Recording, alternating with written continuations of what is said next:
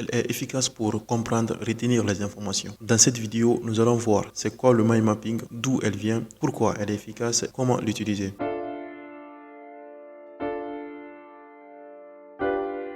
Bienvenue sur la chaîne YouTube Dr Sidimé, je m'appelle Sidimé et sur cette chaîne on parle de l'apprentissage, de la mémorisation, en bref être efficace au cours de ses études. Le mind mapping ou carte heuristique est une forme d'apprentissage visuel qui va t'aider à non seulement synthétiser, organiser tes informations et à retenir facilement tes informations. Cette méthode a été popularisée dans les années 1970 par M. Tony Buzan. Dans sa quête de développer sa mémoire, il a mis en place plusieurs techniques qu'on aura l'occasion de voir sur cette chaîne. Et donc si tu n'es pas encore abonné, je t'invite à t'abonner à la chaîne. La carte mentale a été développée dans le but d'améliorer la mémorisation. Mais il se trouve que cette technique a aussi d'autres avantages sur la créativité, la productivité. Les personnes qui utilisent la carte mentale sont d'accord pour dire que c'est une technique qui améliore nos capacités cognitives. Cette technique est efficace parce qu'elle va utiliser deux éléments essentiels dans le processus de mémorisation, qui sont l'imagination et les associations. Lors de la création de ta carte mentale, tu vas utiliser des couleurs et des images, des petits dessins qui vont venir enrichir tes informations et en même temps tu crées en utilisant des branches,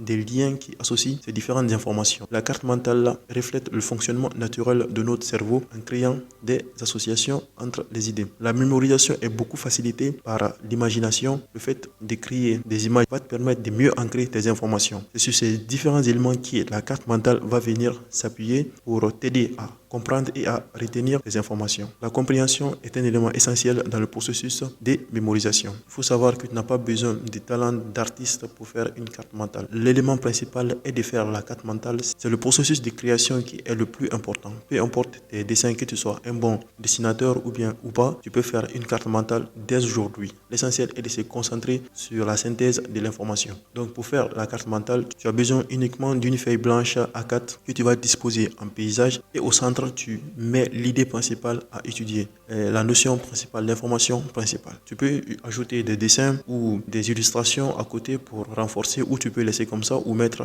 d'autres couleurs. Et tu vas utiliser des branches qui vont aller dans plusieurs sens, au maximum 7 pour ne pas surcharger ta mémoire à court terme. Chaque branche va représenter une idée principale de l'idée centrale. Et les branches aussi peuvent être subdivisées en des petites branches qui vont être reliées à d'autres sous-idées. En quelque sorte, c'est comme ça que tu vas développer ta carte mentale. Il faut savoir que ta carte mentale est personnelle. Il ne faut pas aller chercher la carte mentale réalisée par une autre personne. Il faut te concentrer sur le processus de création. Elle reflète, toi, ton processus de compréhension, la manière dont tu synthétises l'information. Donc si elle est personnelle, ça va te permettre de mieux retenir, de mieux comprendre le sujet que tu étudies. Cette manière de révision, je l'ai beaucoup utilisée vers la fin de mes études pour comprendre notamment les notions que j'avais étudiées auparavant, mais pas vraiment bien comprises. Faire des cartes mentales sur ces notions comme l'anatomie m'a permis de mieux synthétiser les informations, donc de mieux les retenir. Ce qui m'a permis de les retenir sur le long terme. Il faut savoir que tu peux l'utiliser dans presque tous tes cours, dans le but de synthétiser des informations. Dans la réalisation de la carte mentale, tu ne vas utiliser que des mots-clés. Évite au maximum les phrases. L'essentiel, c'est la structuration, l'organisation des idées autour d'une idée centrale dans le but de facilement te représenter l'information. Les avantages de la carte mentale sont nombreux. 1. Ça va stimuler ta créativité, ta productivité, ta mémorisation. Ça va te permettre de mieux synthétiser, de mieux organiser les différentes informations. Ça permet aussi de mieux visualiser toutes les informations sur une seule page. Donc tu auras toutes tes informations sur une seule page que tu pourras visiter juste après, pendant juste quelques minutes